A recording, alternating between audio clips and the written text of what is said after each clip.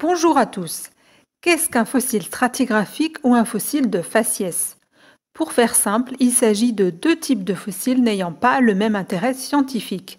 L'un est utilisé pour faire des datations et l'autre pour obtenir des informations sur les paléo-environnements. Tout de suite, quelques explications.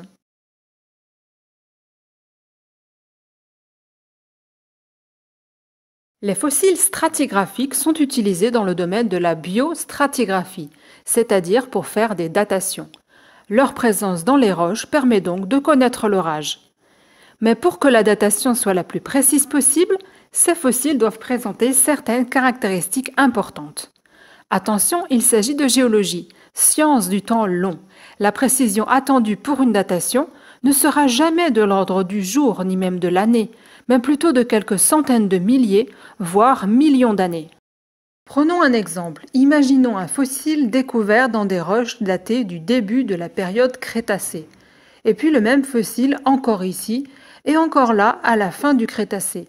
Cette espèce fossile aurait donc existé au minimum pendant près de 80 millions d'années, ce qui est considérable. Impossible donc d'obtenir un âge précis avec ce fossile.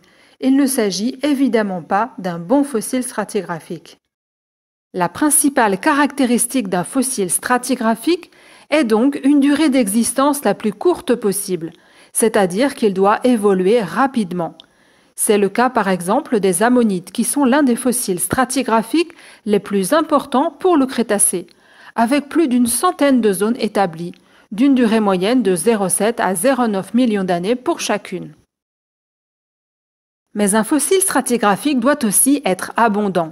Il s'agit donc le plus souvent d'organismes vivant en milieu marin, et idéalement d'organismes cosmopolites, c'est-à-dire vivant sur une vaste zone géographique, quasiment dans le monde entier. Il doit enfin être facile à identifier, pour limiter les erreurs d'interprétation. De nombreux groupes d'organismes peuvent être utilisés comme fossiles stratigraphiques. Parmi les plus connus, on trouve les ammonites bien sûr, les trilobites, les brachiopodes, les graptolites, ainsi que de nombreux microfossiles comme ici des foraminifères. Mais tous les groupes d'organismes peuvent comporter des fossiles stratigraphiques d'intérêt plus ou moins grand, avec parfois seulement une valeur locale ou pour une période bien précise. C'est ce qu'on peut voir ici à l'écran sur cette figure qui présente quelques fossiles d'invertébrés connus et leur importance stratigraphique, globale en rouge ou seulement régionale en orange.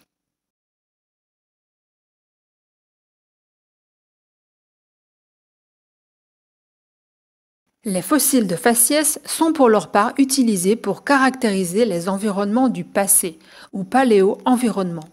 Quelles étaient par exemple les conditions climatiques, la profondeur, la salinité, l'hydrodynamisme? L'identification des faciès permet de reconstituer le milieu de dépôt des roches sédimentaires et passe par la description des caractéristiques lithologiques et paléontologiques des couches étudiées. On s'intéressera par exemple à la taille des éléments présents dans la roche, à leur forme, à leur orientation, ainsi qu'aux différents fossiles présents. Les fossiles les plus utiles dans l'analyse des faciès sont les fossiles qui caractérisent un environnement bien précis. Les fossiles de faciès ne doivent surtout pas être des organismes cosmopolites. Comme exemple de fossiles de faciès particulièrement intéressants, vous avez les gastéropodes, qui comportent de très nombreuses espèces adaptées à des environnements extrêmement variés, en milieu marin, dans les eaux douces, dans les eaux saumâtres ou en milieu terrestre. En plus des gastéropodes, de nombreux groupes d'organismes peuvent aussi comporter des fossiles de faciès, comme les bivalves, les cnidaires, les échinoïdes ou encore de nombreux microfossiles avec les foraminifères ou les ostracodes par exemple. Je termine avec cet exemple ici de calcaire à rudistes. Les rudistes sont des bivalves très particuliers, disparus à la fin du Crétacé et qui sont considérés comme de très bons fossiles de faciès, puisque leur présence dans une roche est un précieux indicateur environnemental. Ces organismes vivaient en effet toujours en milieu marin, dans des eaux chaudes et à très faible profondeur.